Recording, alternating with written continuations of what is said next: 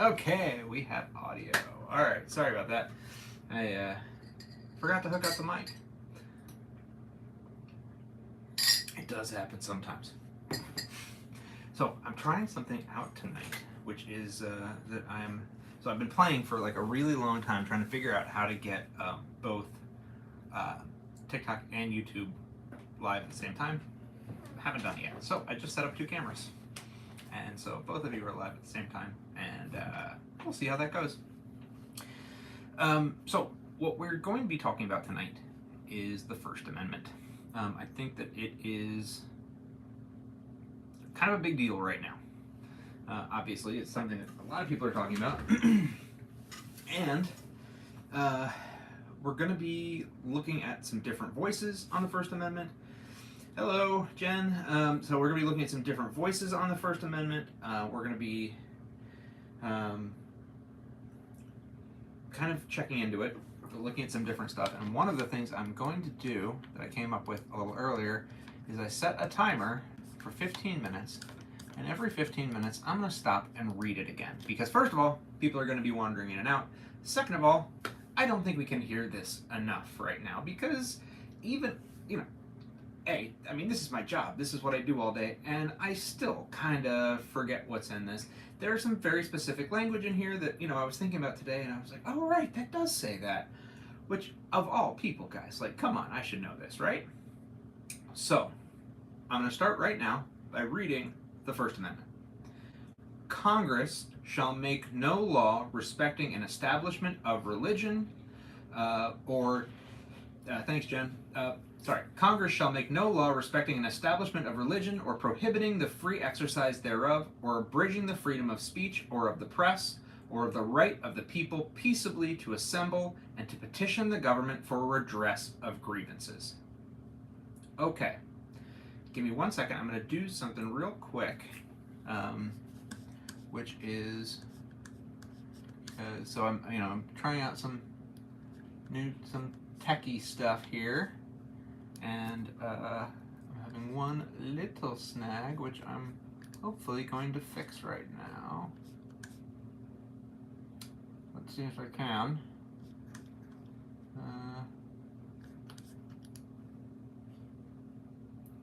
See if it's gonna let me. There we go. Alright, so hopefully, there we go, okay. Sorry, the people who are on, I'm trying to do both YouTube and TikTok at the same time. The problem is that TikTok, when you guys type stuff, I can see it.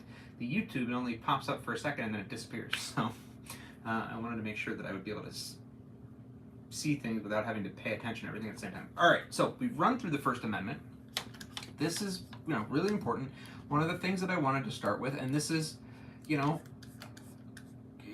I said, this is my job. I should absolutely not be ever surprised by something super obvious that it says in the First Amendment, but for some reason it sort of skipped my mind that it starts with Congress shall make no law. And the fact that this is unlike any of the other amendments, this one starts very specifically, I'm an attorney, this starts very specifically with just restricting Congress. And there's a lot of talk around this. Hey, Mochamarg, how's it going? Mochamarg. So there is discussion around this for a few reasons. First of all, early on in the discussion about how these amendments were going to be applied, the question was whether they all applied to just the federal government, whether they would apply to the states, who they would apply to. And the language of the First Amendment saying Congress shall really did kind of play into that language and almost made the argument right from the beginning to start applying the other amendments to the states, but not the First Amendment. It did not succeed, but it was a discussion for a while that they were talking about having the first, thank you for the rose, not apply to the state governments, and none of these did apply to the state governments until 1865 or whatever, whenever the 14th Amendment was passed. That was what applied all of this to the states. So the First Amendment, to us today, we have a sense of it. We kind of understand what it means. It hasn't always meant that. It has really, really evolved over time and changed, and it carried a lot of baggage with it when it was written. So it brought 17th century and some 16th century and some earlier British baggage with it, some stuff from Parliament, stuff like that, that it really did drag in, because some of the language comes directly from the British Bill of Rights, and so the English Bill of Rights. So it carries that with it. When these guys saw that language, they knew what it meant because they'd been living under that when they were a British colony for years, and so they kind of would have applied some of the things whether they wanted to or not. So I'm gonna start just reading some of the voices around this, because I just kind of pulled out some things that I wanted to look at, and this is one of them. This is just this isn't even that specific to the First Amendment, but it did kind of get me a little bit excited. This is the first inaugural address of Thomas Jefferson. I spent a little bit of time planning before this, but not too much, because I kind of wanted to let you guys ask some questions and sort of just see where this goes. The First Amendment is such a huge topic. I could have spent a week planning this, but I figured I'd just dive in. But I did find a few things I wanted to start with. So this is from the first inaugural address of Thomas Jefferson, where he says, the diffusion of information and arraignment of all abuses at the bar of public reason, freedom of religion, freedom of the press, and freedom of person under the protection of habeas corpus, trial by juries impartially selected, these principles form the bright constellation which has gone before us and guided our steps through an age of revolution and reformation. The wisdom of our sages and the blood of our heroes have been devoted to their attainment. They should be the creed of our political faith, the text of civic instruction, the touchstone by which to try the services of those we trust. And should we wander from them in moments of error or of alarm, let us hasten to retrace our steps and to regain the road which alone leads to peace, liberty, and safety. And I thought that was a great quote. So I don't know. You bought one of my mugs. Thank you very much. I was actually just about to pour. I'm so excited. Yeah, so I've got mugs. I'm very excited about my mugs. I've never had a thing before. I've never had merch. I've never done anything that allowed for merchandise. So I'm pretty excited that this exists in the world. So I've got my ducks and my morning report. And I'm just very excited. But anyway, so I have this, I'm not actually sure how I ended up with this book. There are books here that I know where they came from, and books that I don't know where they came from. Suggest you incorporate the flower if you were unaware who that suggestion came from. The flower.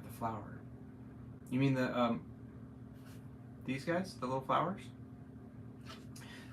So this is a book of the writings of Thomas Jefferson, and I really like it. It's got a lot of the letters that he wrote to people and stuff like that. It's really interesting. So I thought that would be a good place to kind of start. It's a good thinking spot. Next place I want to look for a minute, I want to take you guys back before the Bill of Rights, before the First Amendment, because it's not the first discussion about the freedom of speech. The freedom of speech really goes back sort of, I'm going to say there's a little irony in this. The real history of the freedom of speech comes from trying to protect legislators. They were trying to protect themselves from getting in trouble. So there's this whole thing called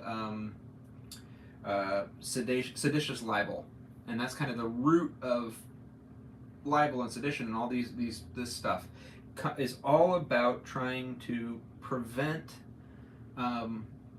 politicians from saying bad stuff about each other on the floor of English Parliament and eventually on the floor of Congress. So this is, let's see.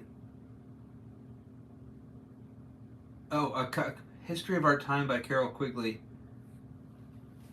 It's behind Bill. I thought you meant behind me somewhere. There's a Bill Clinton. Okay, yeah. I was like, I don't think I have a book of Bill Clinton. I have one downstairs, but not up here. Okay, so, and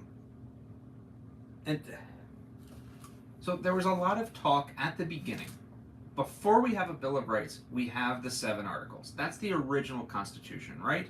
So before we start writing protections for individuals, we start writing powers for the government to have. But they are protections. The way people thought about them, they really were protections because these were the only powers that we were granting to this central government. The central government wasn't allowed to do anything but these things that we were listing. So in a lot of ways, it was very restricting, and that's why people didn't think there was an argument that there was no need for a Bill of Rights because the restrictions that were implied by the first 7 articles were enough to protect people. But other people were louder and said, no, I think we can, we need this. Sorry, it's kind of funny because every time I blow on it, I get steamy glasses. So there's kind of the first 2 clauses that we have about protecting speech are in the Articles, and they're in Article 1, Section 6. And they are specifically about protecting members of Congress. And you may have heard them mentioned recently. Hold on, how do you measure the value of... that's a whole other question, but I don't think now's the time. There's a difference between liberty and freedom. Okay. Well, all right. So, okay. I'm going to make sure I'm looking at everybody. All right. I'm going to skip over this little part because I think it's got some interesting stuff in it, but that will take me off the whole thing. Article 1, so Article 1, Section 6 has 2 different things that it does related to speech, but specifically, all it does is protect the speech of members of Congress, and it does it in a couple of ways. So there's a privilege. Senators and representatives from certain. It protects senators and representatives from certain kinds of arrest during attendance in Congress. The privilege applied only to various civil cases that were still prevalent in the 18th century in which a litigant sought the physical arrest of a defendant. Because the idea was if you could seek the arrest of someone and get them off the floor, then you could essentially change the balance of Congress, that sort of thing. The topic is the First Amendment, Robert. So it would exist in cases of treason, felony, and breach of the peace, which was a catch-all English term, English law term, effectively covering all crimes. So that was just sort of a way of saying, and all the crimes.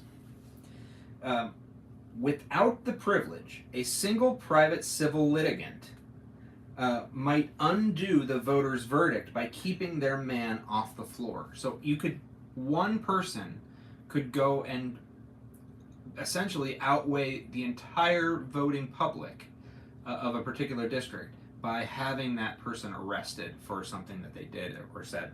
And so they were privileged from certain types of arrest. And there's this Thomas Jefferson thing that he put into his Manual of Parliamentary Practice when he was the president of the Senate. He said, when a representative is withdrawn from his seat by summons, the 30,000 people whom he represents lose their voice in debate and vote. So I like to kind of think of that a lot from the other way around, but just the fact that you really need to think about people on, your person on the floor really is representing, he or she are the manifestation of you in that room. So the private privilege served a public purpose. It was in the name of democracy. But there was a companion to this. Oh boy.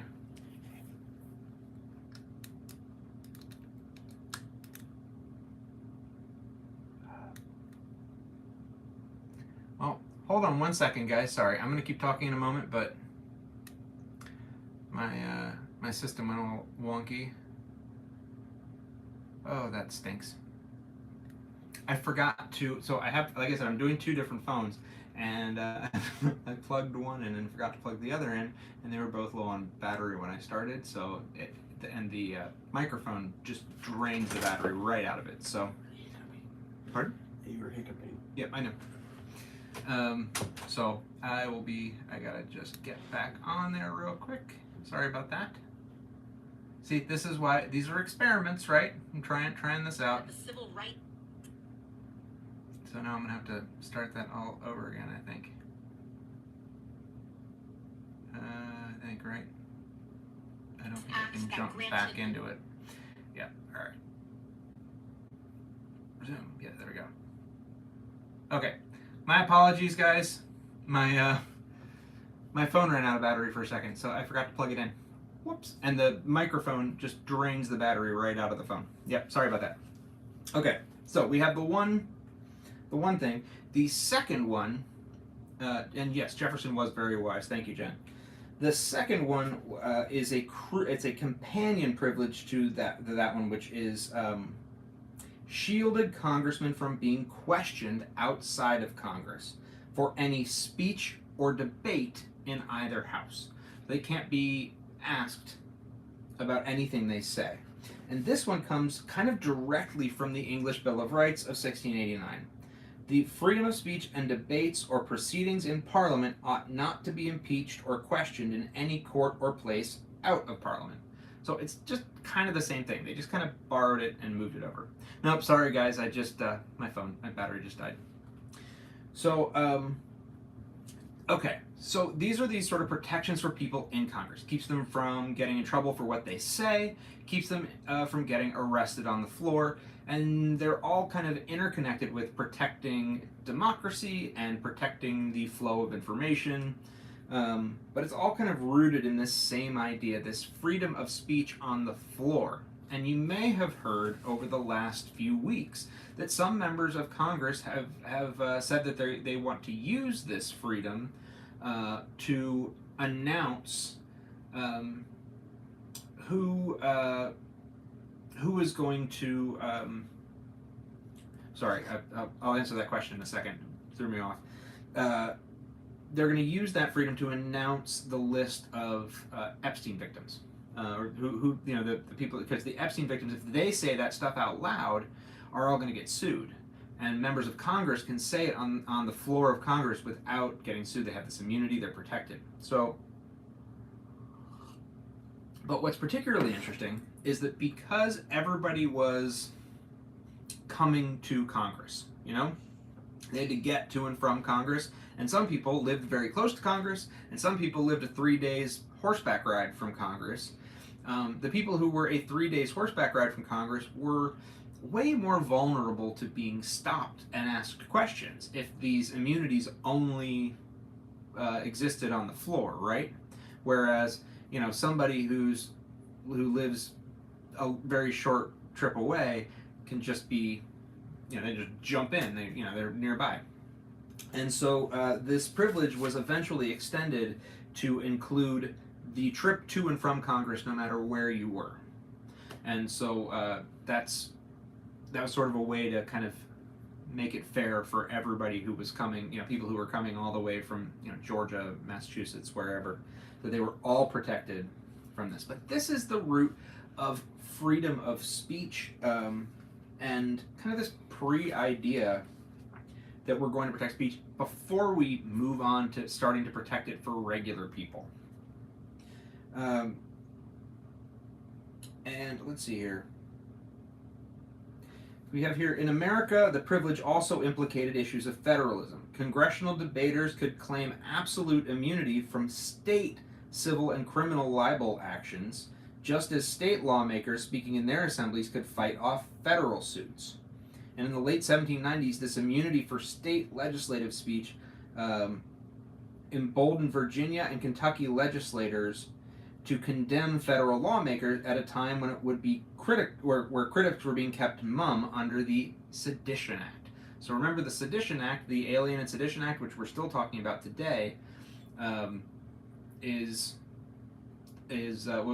essentially a violation of the first what we would think of today as the First Amendment. But at the time, they would use this immunity to get around it. Hey, Danette, how's it going? Okay. Well, so Robert, the thing is, right now we're sort of in theory world a little bit. So, which I think you have to learn. So Robert asked, what if the president doesn't play along, doesn't just says, I don't care. But in order to understand where we are today, I think it helps to understand some of these underpinnings and some of where we're coming from and see how they all fit together, because those arguments are going to get used. They're going to get kind of swept past a little bit, but they are going to have some teeth. And so it's important to know them, because a lot of the people who are going to be talking really fast in these arguments are going to toss them out there and use them as weapons. So it's good to sort of at least know a little bit what they're talking about. The bronzer goes unevenly on the face. And I see that you are a son of Cincinnati, and as am I. Yes. Okay.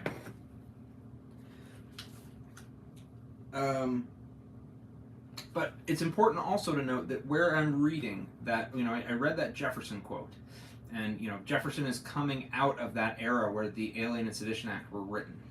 I didn't expect you to read. Oh, sorry. Alien's coming out, or rather, Jefferson's just coming out of this era where free speech was really restricted by the Federalists, and he's saying, it's time for us, and particularly the excuse was this kind of fear, right? They said the French are going to take us over. They're coming in and they're going to poison our minds and all of this stuff, and so we need to get the French out of here, and we need to stop them from talking and spreading their bad information and all of that stuff. We need to stop that. And so that's where the Alien and Sedition Acts, those 4 acts, come from, is this fear of the French. And it was really stoked by the Federalists. The Federalists were really pushing this, arguably because they were English, and the English hate the French. But also because they saw this French Revolution as being a lot more,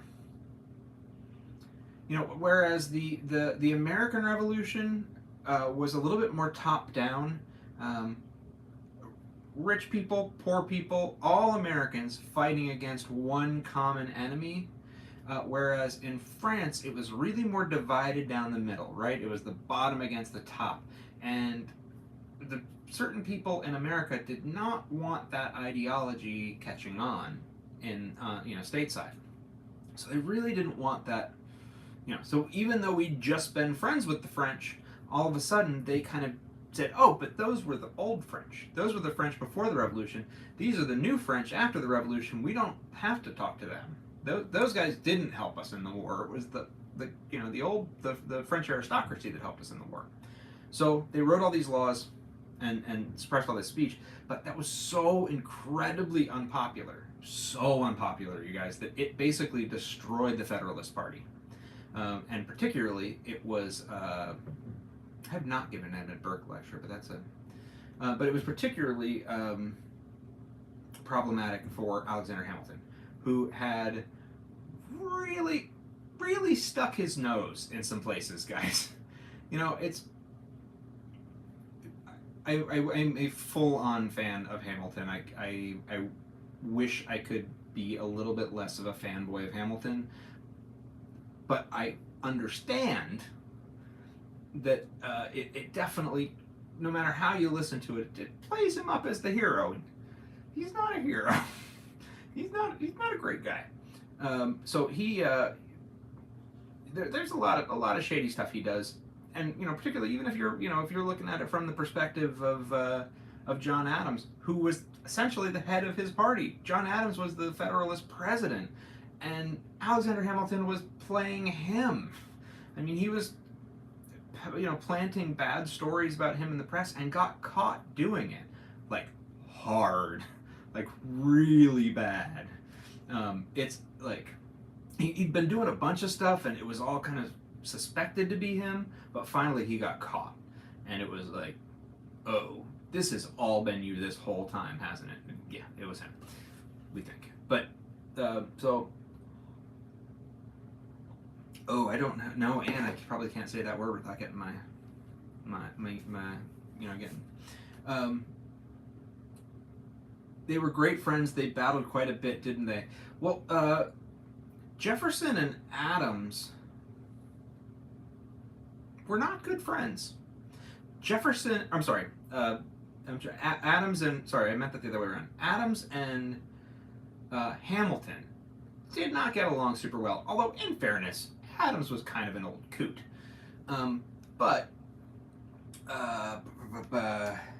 Jefferson and Adams were super close. They were really, really tight, and they got kind of torn up by that 1800 election because the really bad stuff that was going into the press about them, that Hamilton was basically, I mean, it went back. Hamilton started it, but it got worse. They both, it was very unpleasant. But they started saying stuff like Jefferson was doing dirty things to his dogs, and I mean that was published. It was ugly. So that kind of hurt their friendship a little bit. Can I read cursive? Yes, of course I can read cursive. I'm 46. Okay. So, but that's, we're coming into, this is all as we're starting to create this First Amendment, but still, it's a little unclear what it is. And I don't know why either. I didn't hear the timer go off. I didn't hear the timer go off. So, I said I was going to take a break every 15 minutes and do this, which I'm going to do right now. Are you ready? First Amendment. Listen to the words. We're going to listen to these words every time. Hopefully we'll hear something new every time we hear it. Congress shall make no law respecting an establishment of religion or prohibiting the free exercise thereof, or abridging the freedom of speech or of the press, or of the right of the people peaceably to assemble and to petition the government for redress of grievances. Now, once again, I don't know if you guys are picking up anything new when you hear this. There's somebody asked me if I could speak or if I could read cursive. There are people who can't read cursive. People who are younger, they don't teach it anymore.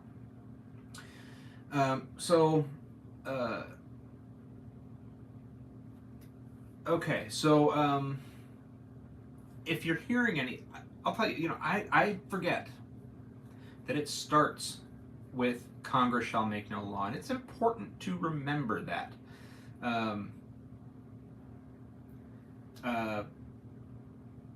I don't know why Louisiana has parishes, but I don't want to leave. I will get too easily distracted. But the fact that it specifically says Congress is kind of important because you need to think now. What does that mean about the other branches? Does it mean anything? Maybe not. Maybe not. If you think that the only job of the executive branch is to carry out the will of Congress, which a lot of constitutional scholars very strongly do, then that restriction on Congress is actually just a restriction on the federal government. What they're saying is the federal government shall make no law, and everybody else kind of folds out of that. And you're right, that yes, we do have to hold the government to account, and that includes the political branches, but that's a side note. I thought I had another one flagged right here, but I can't see where it's sticking out. Okay, so let's see here.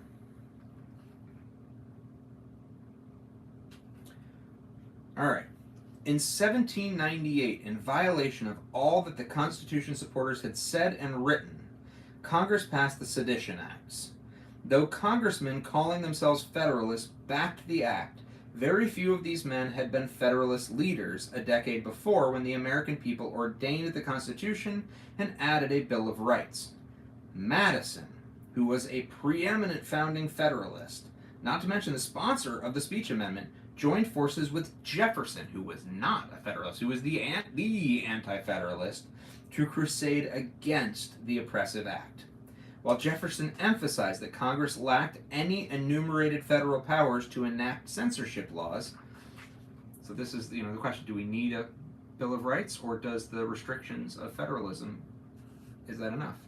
State libel law could fill the breach. Madison went further, calling attention to the deep logic of popular sovereignty and the essential difference between the British government and the American constitutions. So we are no longer British. We are a different country. So what does this mean? Whereas Parliament was omnipotent. In America, the people, not the government, possessed the absolute sovereignty. American elections depended on the equal freedom of examining and discussing the merits and demerits of the candidates respectively, unless challengers enjoyed a freedom of speech roughly comparable to that of the incumbent congressman. Because remember, the congressmen, the people on the floor, can say anything they want. What about their challengers? Unless challengers enjoyed freedom roughly comparable to that of the incumbent congressman, the election debate would not be equal. Madison argued, if incumbents were free to attack challengers in speeches inside Congress and elsewhere, challengers must be comparably free to criticize incumbents in speeches outside of Congress. So this is, we are getting right in here. There's been some discussion lately about the legality of restricting criticism of political figures, and this is right back at the beginning. Excellent. Oh, thank you very much. I appreciate it.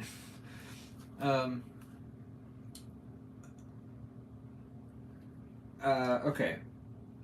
So the Amendment 1 Free Speech Clause thus complemented Article 1 Free Speech Clause. Remember, Article 1 gives Congress the freedom. The First Amendment gives the opposing candidate the freedom.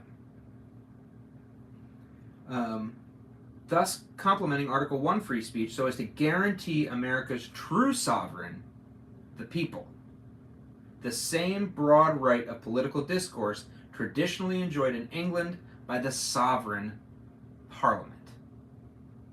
So what we are trying to provide here is an equal right of the American people to decide what they want based on a full understanding of the facts, as Parliament, who is the sovereign in England, gets within their walls. But we need to have it everywhere.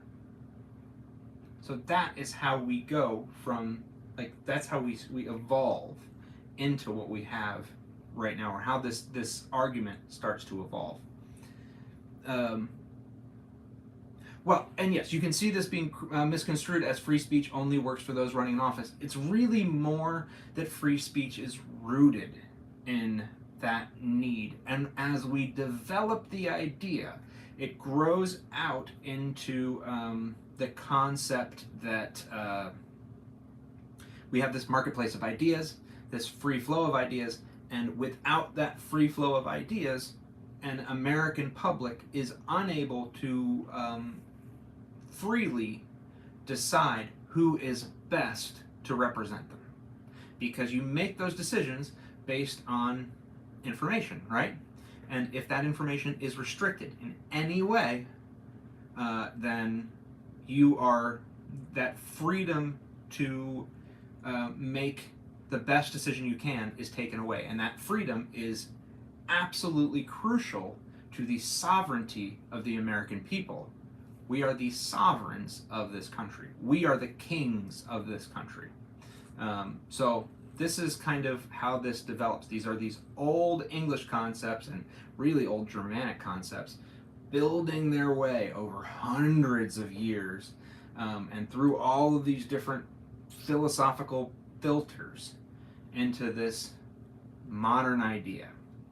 And it, it takes them a couple of tries. Actually, it takes them quite a few tries, because they start with the Articles of Confederation. There's some trips and stumbles and things. They start and stop. And you said somebody, Effin Egypt says, sadly we are devolving right now. But the thing is, this has never been a straight line. This has never been a straight line. It's always been up and down, up and down, up and down. The question, the important thing is not to give up the conversation. Teaching your children. Oh yeah, we're talking about. Yes, thank you, Jen and Carnegie. So again, guys. So I have you guys over on YouTube, and I have to look over to make sure I'm keeping track of everything. But yeah, no, it's. I'll tell you, I get really frustrated and oh gosh, where are we headed sometimes? And then I will go back and look at some of the debates of different eras and say, oh, okay.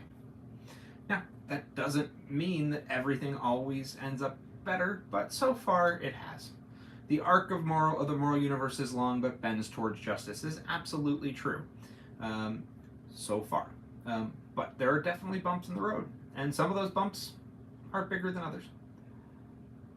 Oh, hey, user. Sorry, I don't know your name other than user.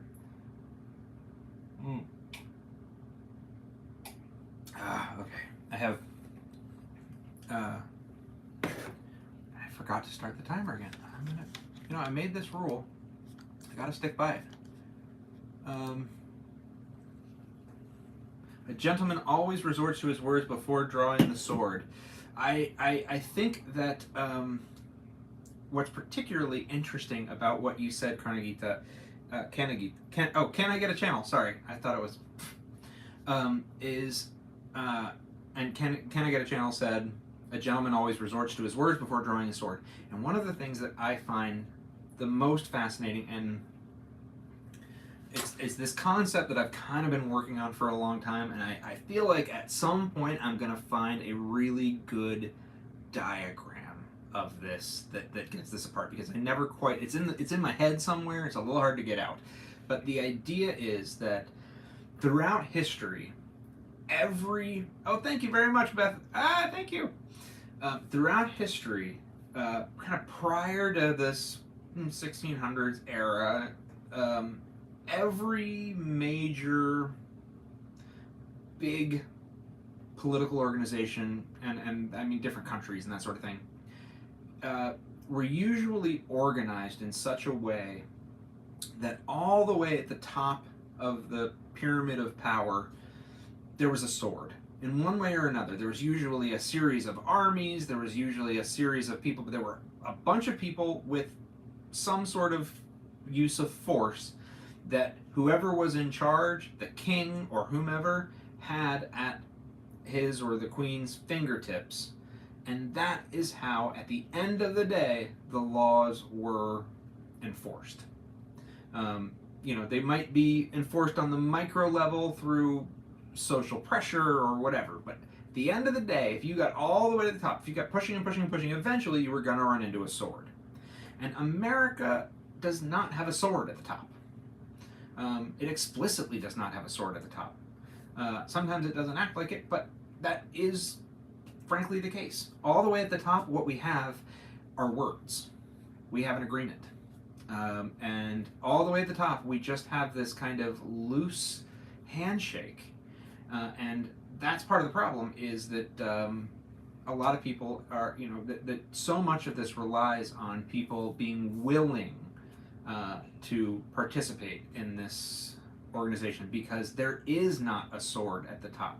And the difference between us and, let's say the USSR, is that all the way at the top, there was a sword. And there's somebody chasing you around, forcing you to do whatever your societal obligations were. And though there may be pressures here, it's not the same thing. And so it is the words all the way at the top, which has its weaknesses, as we're seeing, but also has its strengths if we can, it's great if we can earn it and if we can keep it.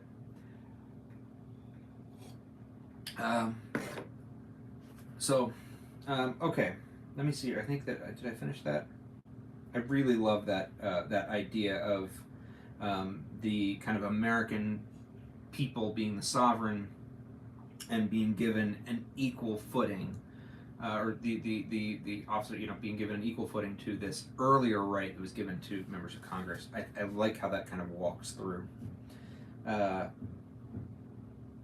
Let's see here. So, although this Madisonian reading of American speech law became judicial orthodoxy only in the 20th century, even supporters of the Sedition Act positioned themselves far ahead of contemporaneous English law. So, England was way behind this. They were. We really did push things forward at that time, even though it still took us a little while. English law did not even recognize truth as a defense against libel until the 1840s. At the time of America's founding, English law held that the truth of a libel actually compounded its harm by lowering the libel's target reputation and in effect depriving him of his property. The greater the social standing of the target, the greater the truth of the insult, the greater the legal harm. So, essentially, libel in England was more what is being discussed in this kind of modern concept. Can the president ignore the Supreme Court? It's happened twice, and I don't have an answer. We're still here, so. But neither time was it considered. It's not considered a good thing. Never considered a good thing. But you could see, so in England, prior to this kind of American idea, and continuing past England. Let me come back to the question you just asked. We have this idea that anybody who is powerful, and the more powerful they are, the more important this is. Anybody who is powerful, who you say pretty much anything insulting about, that's libel. It doesn't matter if it's true or not. And so the only place you can get away with it is when you're inside of Parliament. Let me check up here real fast. Finally caught up with the civics class. Yes, I'm glad to be here. Let's see. Can I get a channel? You're doing great stuff. Thank you. And then let me see here. So, by not answering ICE questions before being detained, is that protected by the first or? It's just a whole different conversation. But chances are that's more of a Fifth Amendment conversation. But sometimes there's some crossover. Hit some taps and hearts and things. Thank you very much. I appreciate it. Thank you. Doughboy is selling me. I appreciate it because if I want to keep I would love to do this forever, and I can only do that if I can afford to do it. So buy a mug.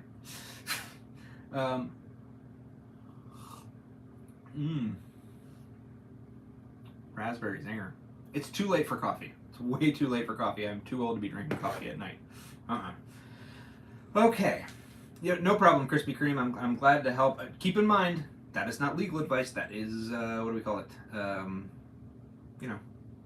School. All right. We're going to move away from this for a minute. By the way, I've been looking so here's what we've looked at so far, just so you know. We've been looking at this. We've looked at this great book of Thomas Jefferson writings, and also America's Constitution, which is another one of my favorites. Now, I'm going to pull, so this is another book by the same guy that one of you sent me, and I really appreciate, called The Words That Made Us. And these are quotes about the founding of the country. And so I wanted to see, there were a couple of things here that I wanted to look at. And unfortunately, what I did as I was going through here, kind of preparing, as I was kind of looking around and finding some things that were interesting, and I just kept sticking sticky notes on them, and I didn't write what any of them were. So I'm going to have to figure that out. Okay. This is off topic, but I saw this and it was so cool that I couldn't not tag it. And I hope I don't end up on a whole side note here, guys, but this was such a good thing. I had to share it. So this is talking about John Dickinson's Federal Farmer and this, Madison debates, whatever, anti-federalist, federalist guys, and they're talking about militias and A2, right? And there's this crossover here where they start talking about, you ready for this? The militia's cousin. What do you think the militia's cousin is? The jury. Ooh. Oh. Oh, that made my head go. That got me very excited, guys. I was like, ooh. Like, tonight when I'm trying to go to sleep, I'm not going to be able to, and it's because I'm going to be laying there thinking about all kinds of implications of that. Juries and militias were both local institutions of Republican participation. Militia service and jury service were twin rights and duties of virtuous citizens, organized at a town and county level. The Fifth Amendment championed criminal grand juries. The Sixth Amendment criminal trial juries. Seventh Amendment civil trial juries. Civil juries also played a role in the Fourth Amendment. When citizens brought tort suits, local civil juries would help judges decide what governmental searches and seizures were unreasonable and thus unconstitutional.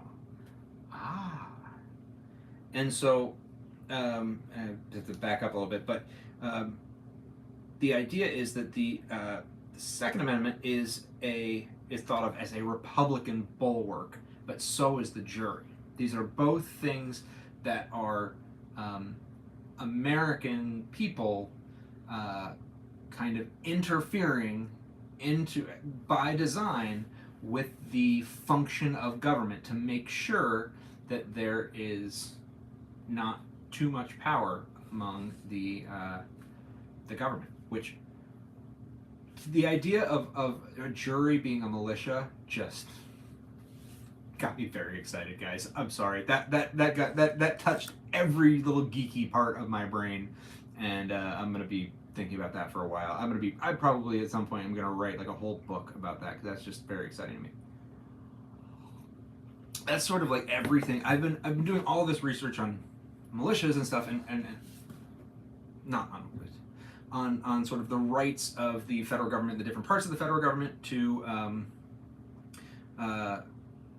execute military action on American soil.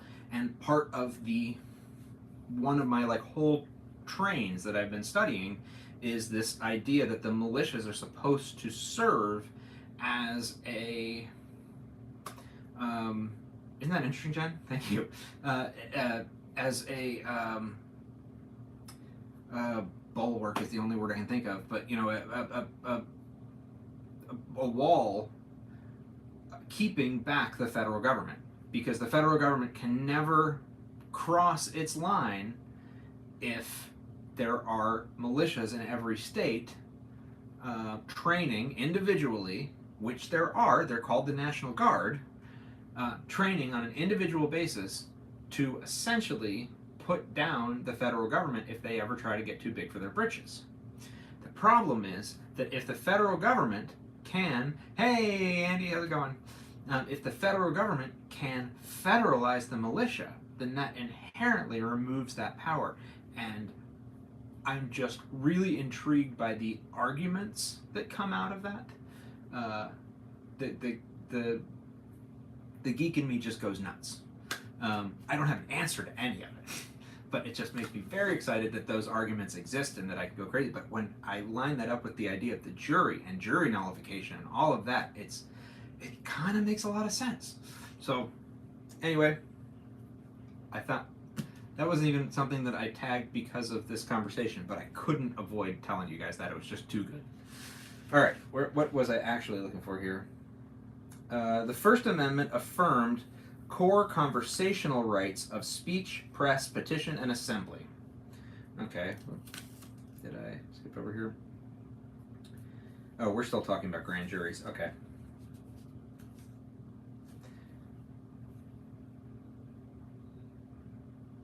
The Bill of Rights redeemed one of the two biggest vows the Federalists had made in the yes but ratification process. On Under Washington's watchful eye, the fledgling government also kept the Federalists' other big ratification promise to grow the House as fast as possible. This is another side note, is that we're changing how representative government works at the same time. Article in Section 9 and 10 being removed from Congress.gov. You know what, guys?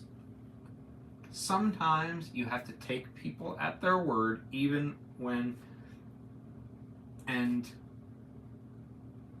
that happened, they immediately put on the website, hey, this is missing, it's an accident, we're trying to fix it, and my understanding is that they fixed it.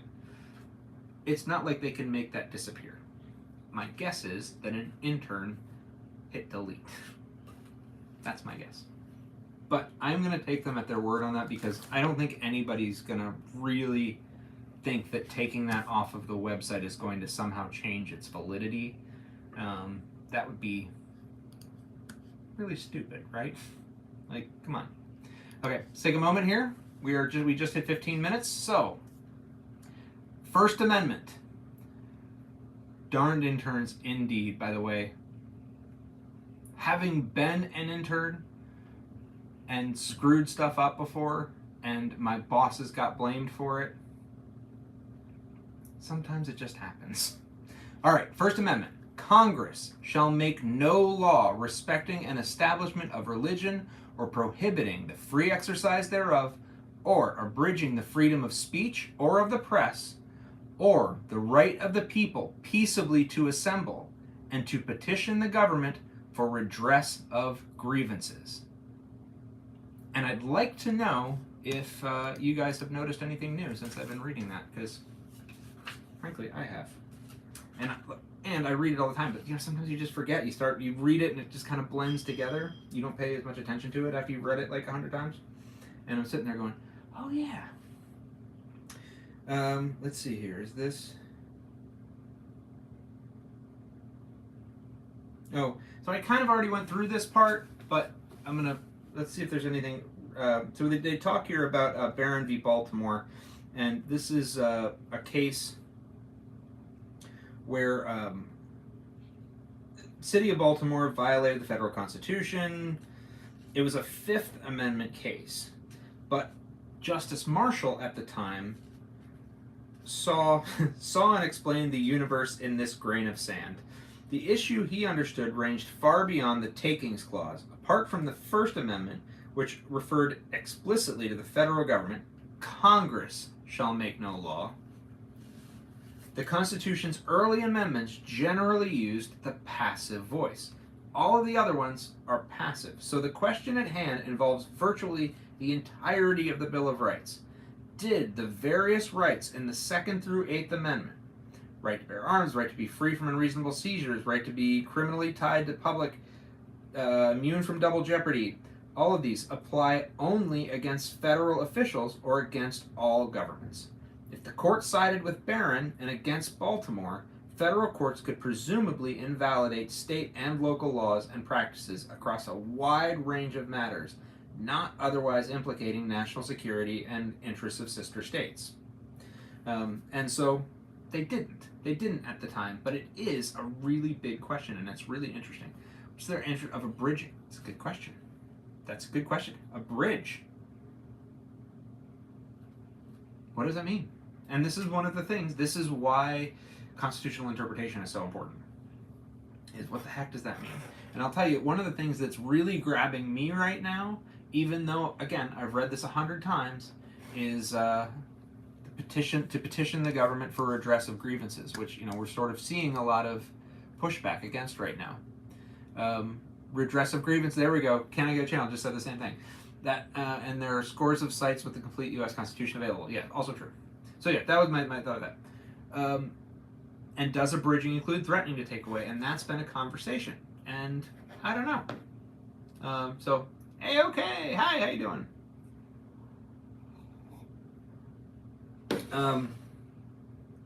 So, we're just moving through this. What I'm doing today, guys, by the way, if you came in late, we're looking at the First Amendment, but we're looking at sources on the First Amendment. I'm looking at the First Amendment, and these are sort of a series of different voices on the First Amendment as it was being created and as it was being written, just to kind of give us some context on it, because I think the First Amendment is going to be something that a lot of people are talking about these days, next period of time, and I think it's important to understand where it comes from, and I think that really plays in a lot.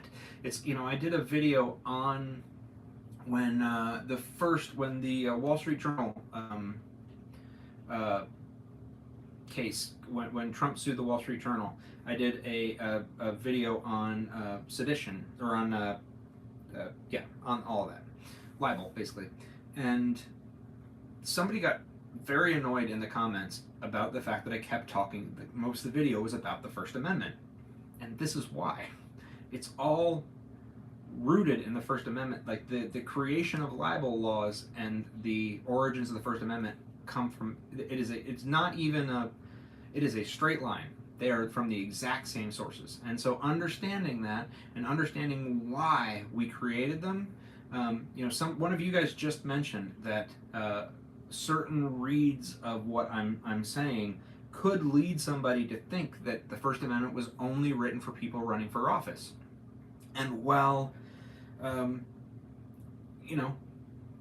are counter arguments to that, it's also not totally wrong, and the idea that but keep that in mind, because as we talk about political discourse, and politicians in particular complain about being having bad things said about them, keep in mind what the absolute number one reason that this amendment was written was, and it was to allow two different candidates to say bad things about each other. So that's like the number one thing that this is written for. The thing that stuck out to me is how freedom of religion and freedom of speech are so closely tied together, and they absolutely are, and it is interesting that they decided to write them together like that, because they don't have to be, right? It could be a slightly different thing, and I am willing to bet, actually, that I just didn't find the spot, and there's probably a discussion of that in here, because that's the kind of thing he talks about in that book. But I'll keep looking. I'm going to do more on the First Amendment coming up, because I just think this is something we need to talk about. So let's see here. What was that about Hutchinson? Sorry. That's right, I tagged that to remind myself to come back to it. So much stuff. It was in the chapter on Washington, and it was... One of you guys, oh, by the way, sent me this book, and it is so good. It's called The Words That Made Us. Trying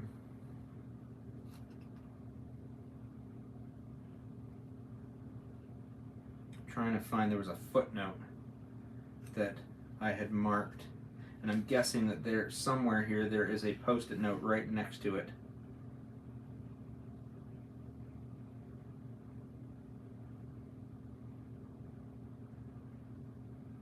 So I think that what I was trying to note is that Thomas Hutchinson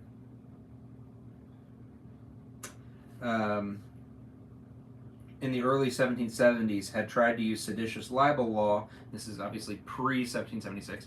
Had tried to use seditious libel law to suppress criticism of his administration, but was met with grand jury defiance. Okay, so hear that. The grand jury was committing jury nullification in 1770. Grand jury comes along as an absolute powerhouse against overreach, even pre-federal overreach, 1770. So the British are still in charge, and the grand jury is still strong enough, before America's even founded, to essentially refuse to indict, because they don't like the way he's enforcing the law. And that that just happened has been happening like crazy in D.C. because Bondi keeps, I think not Bondi, it's not Bondi, it's the one with the wine. Anybody, the one who, that's all I can think of is her in that giant glass of wine.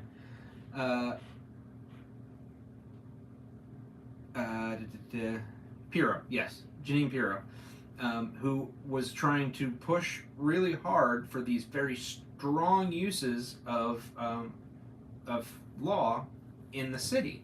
The problem is that she's not allowed to do that stuff without members of this city agreeing. Grand juries are local. And so a group of people from the city said, nope, no, you don't get to do that. And rejected it. And going back here to 1770, when Thomas Hutchinson is trying to do the same thing, he's trying to use seditious libel law to suppress criticism of his own administration, the grand jury refuses to indict. So that's 1770. I'm trying to do the math on how many hundreds of years that, but that is amazing that that's been around that long. And think about that as a parallel to the militia, the power of the job of the people in that process, and how they really can't get around the job of the people in that process. So let me see here. I just want to check and make sure I'm checking both windows.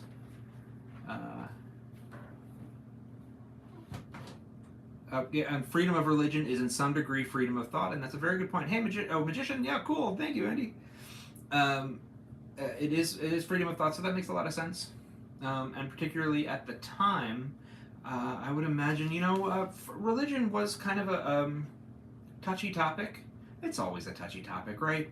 Religion's always a touchy topic, but it was probably a lot more tightly tied to printing. There were different areas of this country early on had very different religious landscapes. Hey, JTA. So, dramatically different religious landscapes. You'd be surprised. I am shocked, by the way, when you find out how different some of these religious landscapes are. New York City has been a absolute religious free-for-all since the 1500s. Seriously. It's been really all over the place. So getting these guys to, making sure that religion and the ability to publish things about your religion are protected together probably makes a lot of sense. I love it. It's the paperwork militia. That is a really great phrase. I hope I'm going to remember that. Have I read the new Heritage Foundation book about the originalist view of the Constitution? I have not. And I'll tell you what. Heritage, my opinion, I've shifted my opinion on Heritage. Hey, Keijo, which is, I used to think of Heritage as a conservative organization, and I now think of it as an anti-constitutional organization. I think that Project 2025 is designed to crack the Constitution.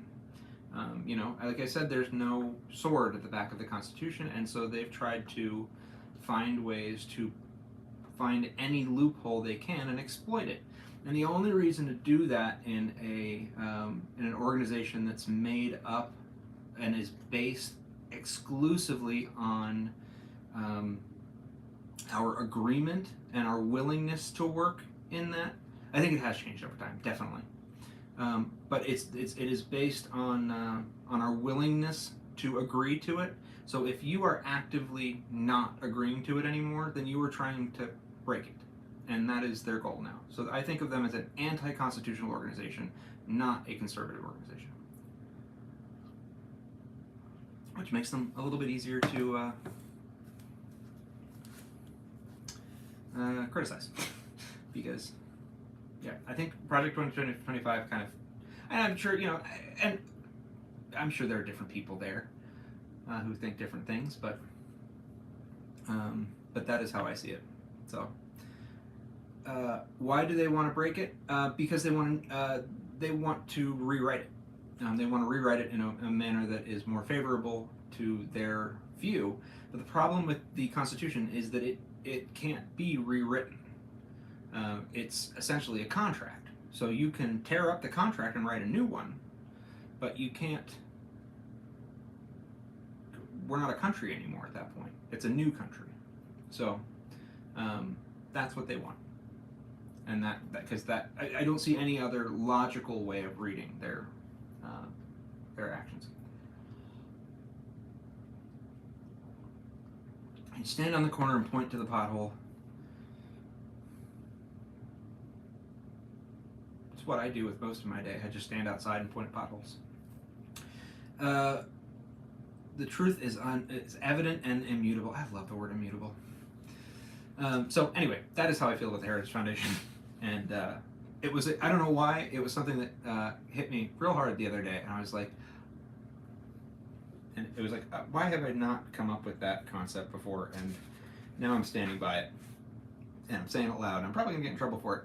Any teeth in the oath to protect the Constitution? Well, the problem is there are no teeth anywhere. That's the point. There's no sword. There's no sword at the back, and there's not supposed to be. We're supposed to be in this together. We're supposed to be agreeing to this. This is a government by consent. We have all consented to this. If we stop consenting, it falls apart. And I believe that Heritage is an example of a group that has stopped consenting. Do you believe that our current legal framework is robust enough to withstand those attacks? I believe it is if we continue to support it. But we have to support it. We have to actually put rubber to the road. We have to actually stand, okay, I'm going to say the phrase, stand our ground, and I mean that as a metaphor. Please do not knock me off the air. But we have to stand by our understanding and our belief, and we have to get to know it better, because there's so much to learn here, guys. So much to learn. And the more you know, the better you can work with it. Hey, Breakers! And Barstool tendered, has the president stopped consenting? I don't know. The problem is I'm not sure that it's necessarily thought of in the same way by everybody. That's why I'm doing my best to do what I can.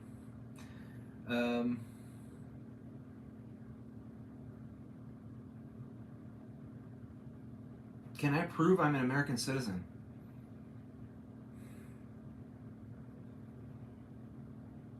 I'm overweight and overconfident. Does that count? It's the best I got. Yeah, you have to know the law to willingly break it. All right, so we're gonna move to something else for a minute. We did a couple of these. These are all voices. Thank you, Anna. I thanks, guys. I'm glad you appreciated that. It didn't feel good to say that, by the way. I didn't feel good about that. I don't want to say I'm overweight and whatever. Anyway, I don't think I am overconfident. Okay. So now we're going to take a minute and we're going to look at the Hornbook. Like I said, I'm sort of jumping around here, but I want to... Easy, I live here. Sorry, Robert. And I know, by the way, that a lot of this is not just coming out of my head. A lot of this is coming out of books tonight, but I wanted to bring you guys some different perspectives and some different sources. And we hit our thing again. Okay, wait. Okay, you ready? I hope I hit it. First Amendment, everybody, you ready? First Amendment. Congress shall make no law respecting an establishment of religion or prohibiting the free exercise thereof or abridging the freedom of speech or of the press or of the right of the people peaceably to assemble and to petition the government for a redress of grievances. That's our First Amendment. Okay. Hey, Spam on Maui, how you doing? Make sure I didn't miss anything over here. Unrebutted presumption stands as a fact of law. Can I get a champ? I gotcha. All right. Thank you, Jen. Okay. So, that's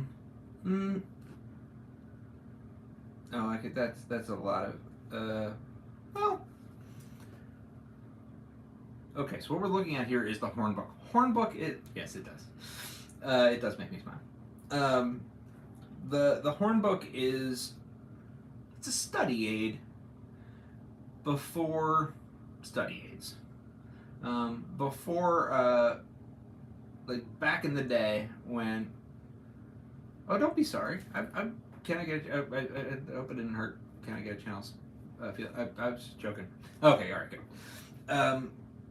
So before study aids got cute and had lots of colors and were super helpful, this was the kind of study aid that people used, back in the day.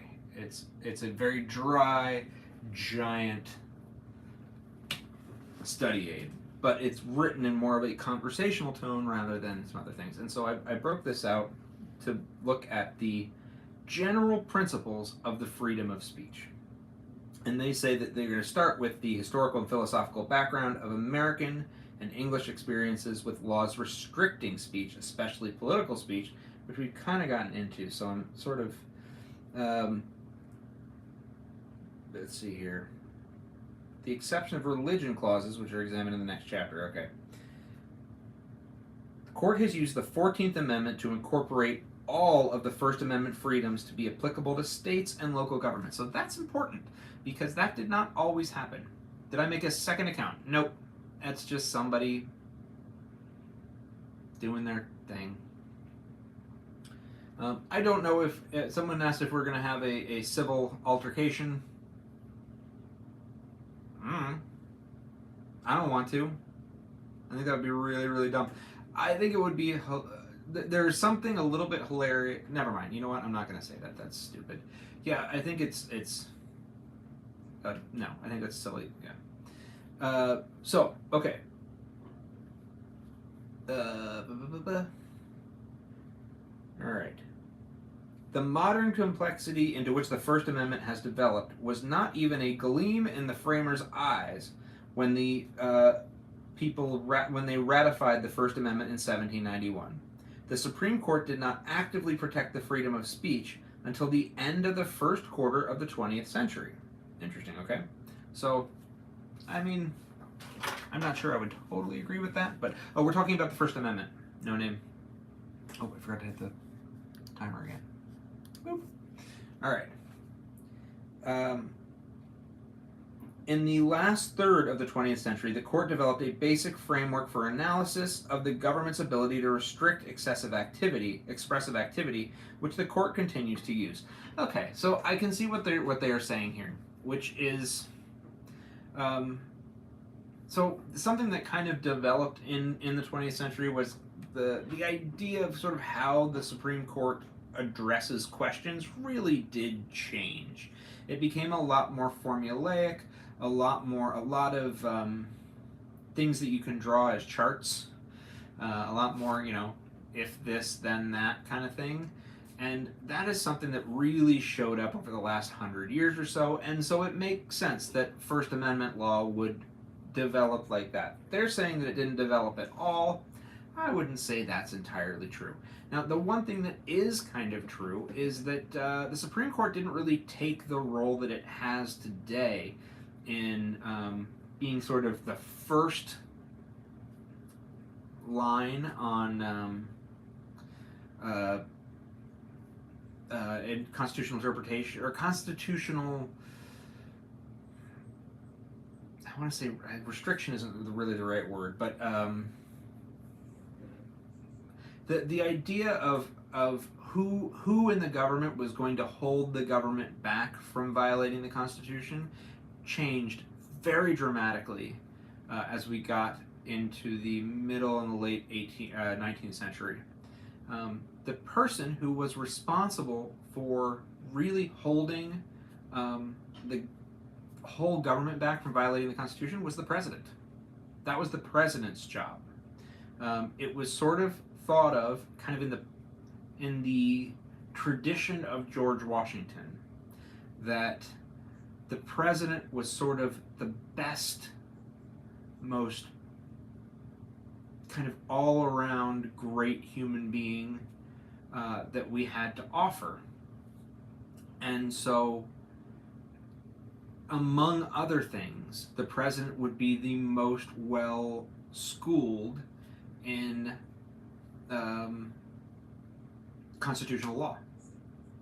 president would know the Constitution better than anyone. And so it was the president's job when Congress wrote a law to veto it if it violated the Constitution. And there was originally going to be this like a council. It was going to be the president and the entire Supreme Court were going to work together. And they decided not to do that. But that was the original idea, is that the two of them were going to, every time something came out of Congress, the two of them were going to sit down and decide whether or not, hey, Allison, how's it going? We're going to decide whether or not it was constitutional or not. And they decided not to do that. But,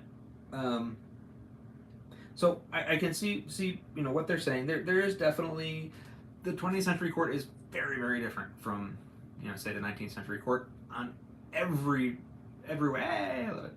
In pretty much every way. But among those things, yeah. How they interpret the First Amendment is also going to be different. Isn't that what we are seeing today? Sure, yeah. But it's also really, really slow, by the way. You reached a new member level. It's, hey Liz, how's it going? It's also notoriously slow. That's the other thing about the Supreme Court, is that it's usually about 20 years behind everybody else. Sorry, I gotta look over and let's see here. Okay. So, but that's what they're saying here. Government punishment or restriction of expressive activities has been the focus of almost all of the court's free speech jurisprudence. Okay, well that makes sense. For that reason, this chapter is going to focus on various types of government restraints and expressive activities. In a few instances, the government has attempted to influence expressive activities by granting and denying monetary benefits. Which is the focus of a separate section of this chapter. In the future, government speech, especially through means such as the internet, may have a dramatic impact on the political beliefs of the public, but the court has not yet restricted government speech under the First Amendment apart from some... So this book was written... I bought this when I was in law school. It doesn't say... 2010. Like, we were well into the internet. So I'm not sure why they're saying that. But maybe it was a few years old at that point. I don't know. Let's see what year this was written. 2009? I feel like they should have known better by that time, but whatever. All right. Although, again, they're like 20 years behind everybody else, so who the heck knows? Oh, translation. Okay, so the point is that, I'm sorry.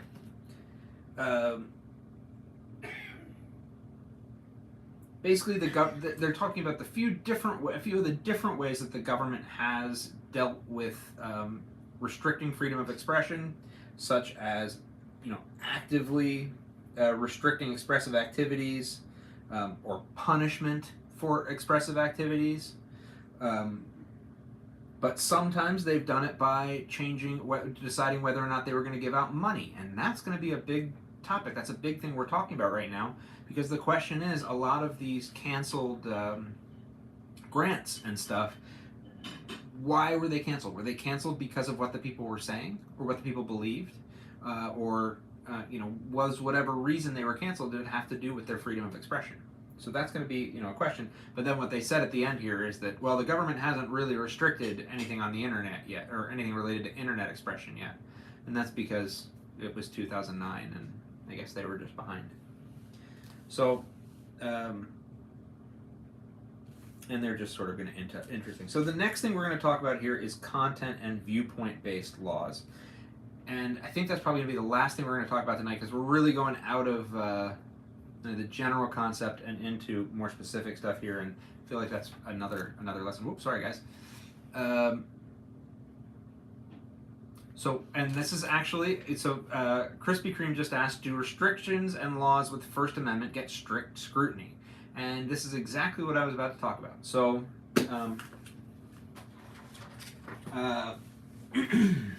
content neutral laws.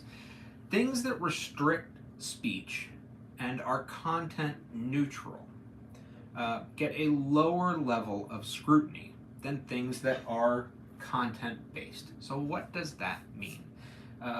If the restriction that a law or a government action imposes somehow only restricts people who have a particular viewpoint, then that restriction is content-based. Does that make sense? Hey, Harambe, how's it going? So, if the law or executive action or whatever it is says that only Democrats can protest in this particular square, well, that only restricts people with a particular viewpoint, and that means it is a content-based restriction. If the restriction says no one can protest after 10 p.m., that is probably a content-neutral restriction, because it affects everybody across the board the same. It doesn't matter whether they have one viewpoint or the other. Now, there might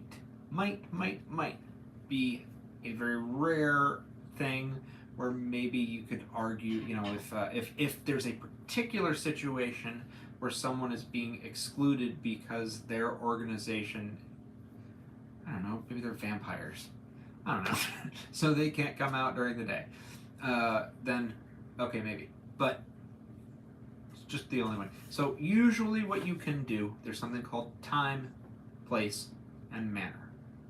And time, place, and manner restrictions are usually considered acceptable. They're usually considered content neutral. Things that say, at 10 p.m. people are asleep, you can't make, loud noises after then, so the protest has to stop by 10. Or, please protest on that side of the, everybody, that side of the square is the protest side. That's a place restriction. And as long as it isn't restricting, as long as it's, if the place that they designate is on top of a hill and there's a handicapped organization that wants to protest and they can't get up the hill, well, then you have now restricted their ability to protest. If you said the only place they're allowed to protest is up there and they can't get there, then you've raised the level. So, all right, those weird exceptions, those specific, notwithstanding, as a general rule, things that are content neutral get a lower level of scrutiny than things that are content based. Things that are content based get usually strict scrutiny. It is almost the same as rational basis and strict scrutiny and everything else. It is slightly different for speech, but so barely different that you may not even notice. I have that right over here. Let me see here. It's here somewhere. Give me a moment.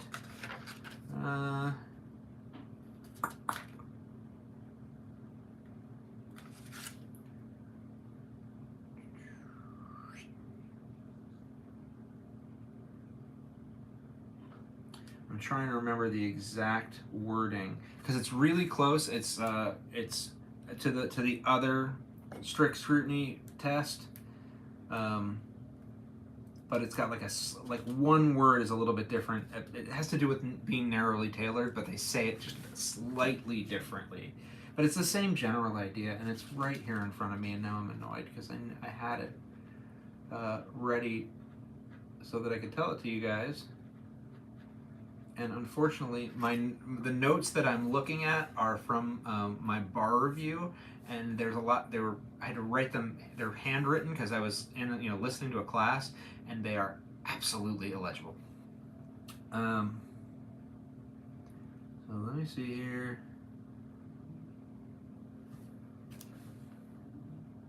There we go. A law narrowly serves a significant state interest. So that is very similar to the normal, have it right around here somewhere. I can't remember it off the top of my head, but the normal strict scrutiny thing, but it narrowly serves. Is you know, instead of saying, I think the typical one is something like, um, it's something slightly necessary. It's necessary. It must be necessary to achieve a compelling state interest. And here instead it says it narrowly serves a significant state interest. So that's it. But narrow, that's what they're saying. It has to be narrowly tailored. And so that's what no post-it note. There are also post-it notes in here. I don't even want to show this to you guys. You're doing great, Brian. Thank you. This is so. My notes from bar review. I took. If you guys have seen before, I had this binding machine. I need to get another one. I have it on my Amazon wish list. I'm hoping someday somebody buys it for me. It's because I left it in American Samoa. But it just, all of my old notes are bound, and so so I have these, like, you know, I tore them out of a workbook and then rebound them, and it's ridiculous. It's absolutely ridiculous. But anyway, hey Willow. But yeah, so that's let me see here. So for oh, I apologize, actually. Ooh, I was wrong. I misread something. Okay. So, for a time, place, and manner control. A time, place, and manner control has to be content neutral. There has to be a substantial alternative opportunity for speech.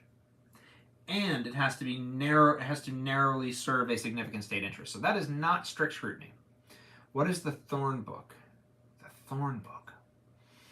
Okay, Joe, can you help me out? Thorne. Is there one right around here? Horn book. Sorry. So horn books are they're these old study guides that I think everybody used to use, and now very few people use because they're boring and dry, and so nobody uses them anymore. But I love them. I absolutely love them. I think they're amazing.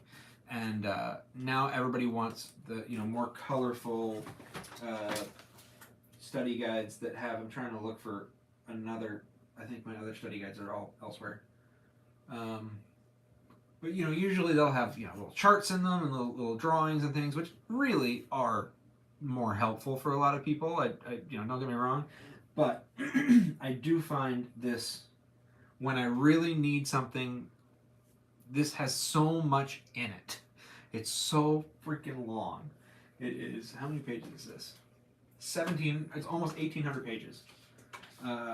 It just has almost everything related to constitutional law on it, and everything is just footnoted like crazy.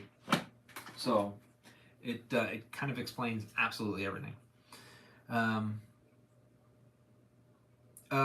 Blowing up. So somebody's asking me a question about maritime law, and I have no idea. Researching strategies for studying for the LSAT. You are probably. The thing about the LSAT is the old LSAT. I don't know if it's still the same. The old LSAT was just different. It really had nothing to do with the stuff you study in law school. It was more about demonstrating that you had the ability to think logically. Because there is so much logical, mathy thinking in law school, so they had to make sure you could do that. But that was really what they tested for, and then they're just gonna kind of erase your brain and rewrite it while you're in there. So it doesn't really matter what you know. So I don't know. They've taken away a lot of the stuff that they used to do to test people. Okay, so that was actually, so that's closer to who was it who asked me about the it was not ice cream. What is your name? Krispy Kreme. Who asked me about the standards of review, and I was wrong. So I hope you see this. That the time, place, and manner restrictions, which makes sense. They're the content neutral ones, are more like intermediate scrutiny, and the content based restrictions are going to be higher level of restriction. Okay, how did I get into law? I think I was just waiting for it my whole life, and it sort of came along. Sorry, my beard looks weird. Okay, define a sea lawyer. I see lawyer. Oh! Thank you very much, ladies and gentlemen. All right, so we are now at 90 minutes. So what I'm going to do is I'm going to read the First Amendment to you one more time. Are you guys ready? And I am hoping that having read it now probably 5 or 6 times, you've heard something new, or something is stuck in your head. Let's do this one more time. Congress shall make no law respecting an establishment of religion or prohibiting the free exercise thereof, or abridging the freedom of speech or of the press, or of the right of the people peaceably to assemble and to petition the government for a redress of grievances. Okay, so I think that's where I'm going to cut it for tonight. I appreciate you guys hanging around, and I really hope that this was useful, and hope you guys learned something. I think this is the stuff that helps create an understanding of what I think is going to become really important over the next couple of months. So, go yell at your neighbors now. Go get it. Time, place, and manner restrictions. You tell them. Tell them it's all, they're trying to censor your content. And I hope that what I did with the 2 different things worked out okay. I think it kind of came in. Thank you, Harambe. You're great. Thank you. And Liz as well. Thank you. All you guys. All right. Thank you all. And I'll probably be around again this weekend. Can you watch these after they're done? I'll tell you what, they should, because what I did tonight, it's not going to be as high quality because I did it on my old iPhone, but I simulcast this to YouTube. So YouTube, when I go live on YouTube, it saves it automatically. So if you go to my YouTube and find, go to the lives, it should have it there. So that should work. As for Edmund Burke, I'll put it on my list. I may have to write a book about jury militia. That is, ooh, you guys, that is an interesting concept. So, all right. Have a wonderful night, everybody. I'm going to go eat some dinner because I saw it walk past me in the middle of this video. I saw my dinner went walking past me into the back room, so I'm going to go eat it. All right. Good night, everybody. Thank you very much.